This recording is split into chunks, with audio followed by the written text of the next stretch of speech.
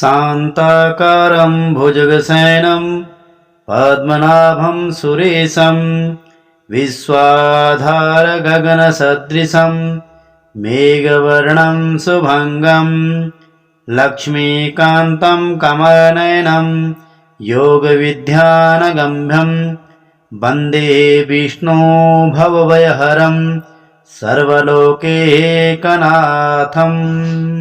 बोलिए नारायण भगवान की जय। आइए अब हम आपको कार्तिक मास के 12वें अध्याय की कथा का श्रवण पान करवाते हैं। राजा पृथु कहने लगे कि हे नारद जी, आपने कार्तिक महात्म्य का बड़ा उत्तम फल कहा, अब कृपया करके तुलसी का महात्म्य भी कहिए। यह सुनकर नारद जी कहने लगे कि हे राजा पृथु, प्राचीन काल में सह्यादि क्षेत्र में करवरीपुर में धर्मदत्त नाम वाला एक ब्राह्मण था। वह बड़ा ब्रह्मज्ञानी धर्मात्मा तथा ओम नमः भगवते वासुदेवाय इस मंत्र का जाप करने वाला तथा अतिथि सेवक था। एक दिन वह ब्राह्मण पूजा की सामग्री लेकर एक प्रहर रात्रि रहने पर भगवान के मंदिर को जा रहा था।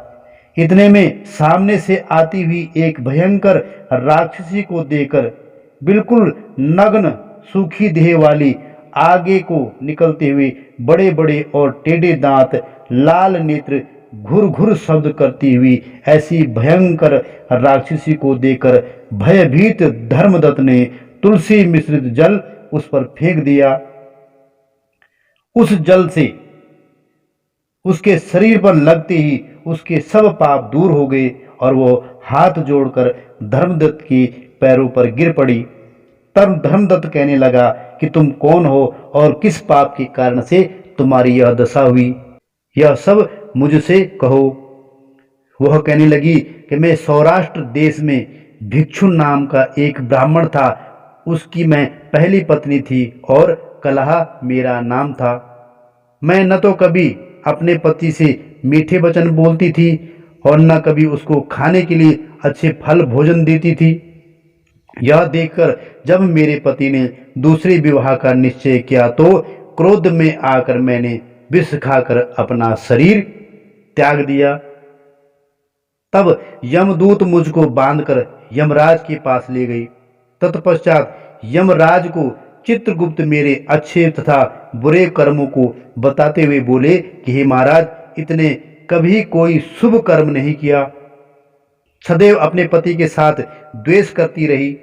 यह सुनकर यमराज ने आज्ञा दी, क्योंकि यह जिस पात्र में भोजन बनाती थी उसी में खाती थी, इसलिए इसको अपनी संतान को खाने वाली बिल्ली की योनि में भेजा जाए। यह अपने पति के साथ द्वेष रखती थी, इसलिए यह विष्ठा खाने वाली सुकरी की योनि में जाए। इसने आत्महत्या की है, इसलिए प्रेत योनि में जाए।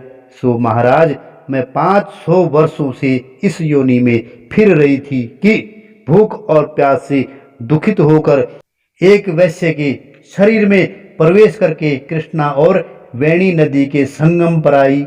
जैसे ही नदी के तट पर पहुंची, विष्णु के दूतों ने मुझे वैश्या के शरीर से निकालकर बाहर फेंक दिया।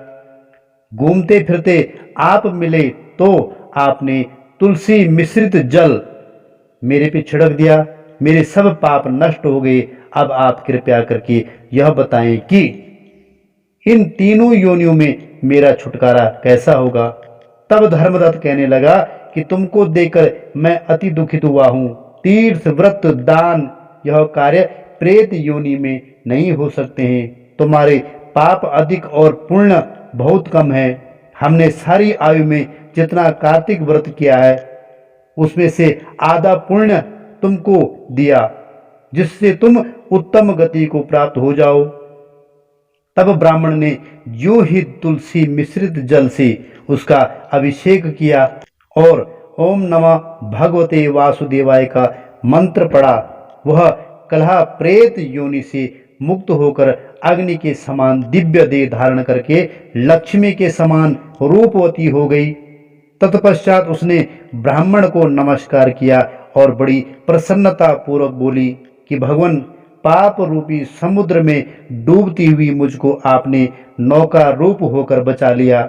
उसी समय भगवान विष्णु के दूत पुण्यशील तथा सुशील वहां पर आ गए और उसको विमान में बैठाकर बैकुंठ को ले जाते हुए धर्मदत्त से बोले कि हे ब्राह्मण, तुम धन्य हो जो सदैव भगवान की भक्ति में लगे रहते हो। तुम्हारे कार्तिक व्रत के आधे पुण्य के प्रताप से ही इसको मुक्ति प्राप्त हुई है। इसलिए हे विप्र, कालांतर में तुम भी राजा की कुल में उत्पन्न होकर बैकुंठ को प्राप्त होंगे। बोलिए नारायण भगवान की जय। सर्वे भवन्तु सुखिनः, सर्वे सन्तु निरामया, सर्वे भद्राणि पश्यन्तु, मा कश्चित् दुःखभाग् भवेत्।